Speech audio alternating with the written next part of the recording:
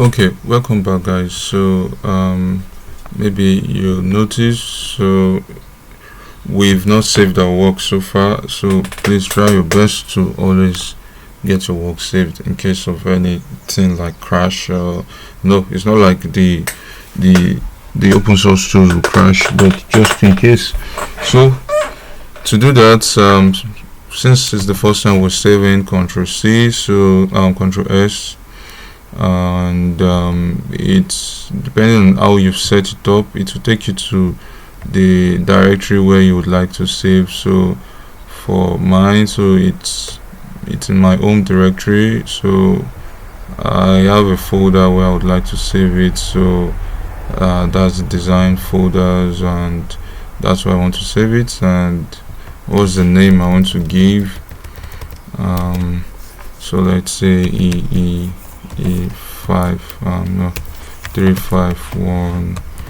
lab1.sch. That's schematic capture. That, I think the extension tells it a schematic capture. Okay, I think, yeah, so okay, it's saved now. So we're done. Yeah, as far as schematic capture is concerned, I think this, yeah, we've done all of that. But now we need to carry out simulations, right? So in Spice, so simulation programming for simulation programming with integrated circuit emphasis. You know, like it says, simulation programming. So maybe if you want, you can see Spice as a language. Yes, a language for IC design.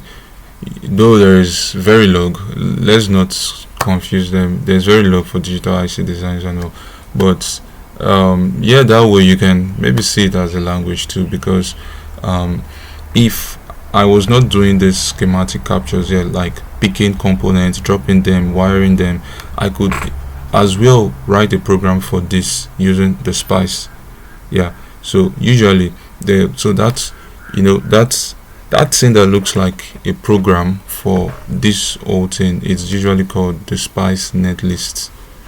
So you see, don't worry, we're going to generate a Spice netlist for this, then you get to see what I'm talking about, that it looks like like I'm writing a program, you get. So it's that, you know, it's that code that will now be used by the simulator, by the Spice simulator, to know, you know, at the end of the day, anything you want to do with computer, even if it's just a drag and drop, at the end of the day, it's a simulator that will run it, and computer works with instruction.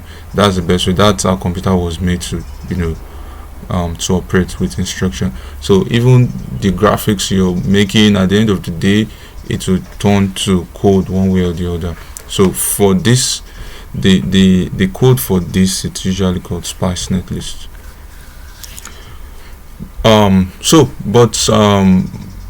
For this scheme, there is no GUI for entering. You know, when you want to do your Spice simulation, you need to give Spice directives. So that's Spice instruction. So Spice command, oh, do this, and it's in form of code. You want, for instance, you want to run one of the directives you have, Spice directive you have, it's the transient analysis, for instance, you may want to do. If you want to give the directive, you will say dot tran. If you want to do DC analysis, say dot DC. If it's AC, dot AC. So you can say that's a command. So for you to be able to give the directive here, you need to write somewhat a little code like text here, because there's no GUI for such this thing here, to the best of my knowledge. So to be able to do that, so you just come here again. It's an object. Everything in a scheme is object, you know. So where do you go to pick objects? You go to, you know, components, and since it's just a simulation thing, right, it's not part of what I'm going to be fabricating, I'll just go to the scheme library. So I hope it's getting clear what each of these libraries are for, the scheme and the PDK libraries. So Yeah, so it's not meant to be fabricated. I just go to the scheme. Then what am I looking for? I'll just search for code. So code, then you have code dot symbol, then code shown. They are the same thing. They're going to do the same thing. That's where I want to write my code, my directive for the analysis I want to carry out. You can pick this, you can pick this. But I want to pick this because like it says code shown, it shows me my code, so at any time I can always view it. Okay, let me just add the two and so you see the difference. That's for this. So this blah blah blah means that's where you write your directive. And let me do for the other one, insert then code. So you can see this one, there is no blah blah blah, that is, it does not show you, it just shows dash dash dash. It does not show readily like this what you want to. So if I go write something now, let me type, you double click, then I keep on writing like that, so there is a space, and I think everything too would need to be put into quotation, so it continues. So if I'm going to be writing those directives, I'll be seeing them. So that way I would easily know, maybe if I'm running the simulation and it's telling me error somewhere, I would easily know that, oh, something is wrong. Okay, let me just at a glance I'll just see what I'm. But the problem with code shown is that it takes up the space. Yeah, so at the end of the day it's just based on what you need or want. So let me just go with this for now. Let me go with the blah blah blah. So but before we do that, so briefly, let's just come back to we're not all done with this, but let it just be here for now. There's one more thing for us to do. We're designing, right? We're designing a CMOS inverter, but like I said, it's not like we have any handwritten specification we're following, but I'm going to do this in such a way that it still follows correct what if you analyze would be turn out to be correct specification at the end of the day. So, and when it comes to CMOS design, basically as a designer, basically all what you're doing, you're trying to size the transistors. Yeah, by sizing the transistor, you can, anything you desire the transistor to do, it will get it done, as far as you have the mathematical workings for it. So if you want the MOSFET to conduct this value of current, then all you just need to do is to go to the current equation and specify the sizing that you want. Then then you have the current that you want. Yes, if you check the current equation, yes, it's not, that's the W over 2L mu Cox VGS minus VT all squared. If you check that equation, yeah, it's not only W over L, the sizings that you have there. You have, at least you have the threshold, the VT, the VGS, the VT, you have the VGS also, you have the transconductance parameter, that's the mu Cox. Together they are the product of mu, and that's the mobility, and the capacitance, auxiliary capacitance, is known as the transconductance parameter. So, but why did I just emphasize on just the sizing? That's the W over L ratio. Yes, not only the W over L ratio that you as a designer you have at your disposal, you also have the VGS, the gate voltage, at your disposal to control. So actually you have just two things to control. You see the remaining parameters there, the transconductance parameter, the threshold voltage, and what else again there.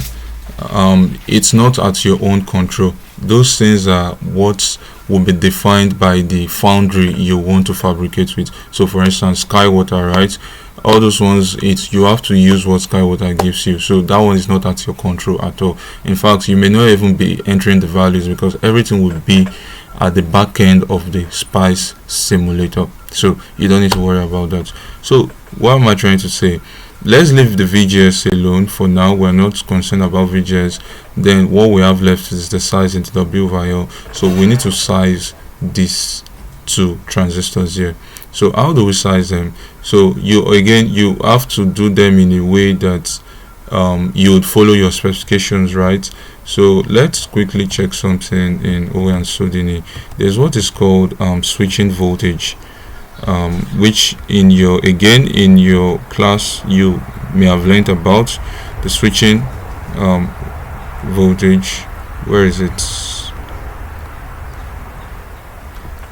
So this is it here. So that's the VM. There's a formula for it. This parameter is very important, and you can see it's affected by some other things like your threshold, the VDD, the KP and the KN. That's the transconductance parameter. You can see them here. That's the mu. But actually, for OE and Sodini, the mu Cox, which is known as transconductance parameter, is being multiplied with the sizing, but it still carries the unit of the transconductance parameter because W and L are of the same dimension, so they'll just cancel, so you just have only this back again. So what am I trying to say? You see this parameter, this VM, it's very, very important. I'll tell you the importance later, but this, you can see it's been affected by all these electrical parameters here and there. So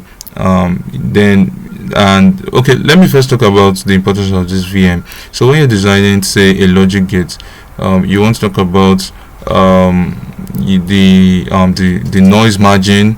You say one of the advantage of digital compared to analog is its noise immunity, but then it's not all the magic. You need to also design such that you have digital abstractions, so you talk about the noise margin and all. So the switching point voltage determines how much noise margin you can have, so that there will not be error between what is low and what is seen as low and what is seen as high.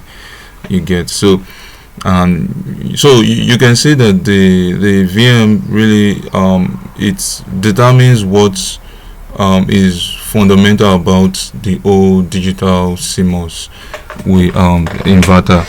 We know about the on and off, the ones and zeros. It's really it determines a lot about it, how well the digital device will give you the one when it's supposed to give a one, and how it's going to give the zero when it's supposed to give the zero. So you can see that the VM determines that, right, through the noise margin, and indirectly it's been affected by this electrical parameter. So again, maybe another reason to appreciate the whole theory you guys have done so far in the course, another reason to appreciate it. So that's why we needed to know about all these things, the mobility, the capacitances and all of that. So yeah, so let me just check the time. Still have time. Let's cut it here. See you guys in the next video. Continue.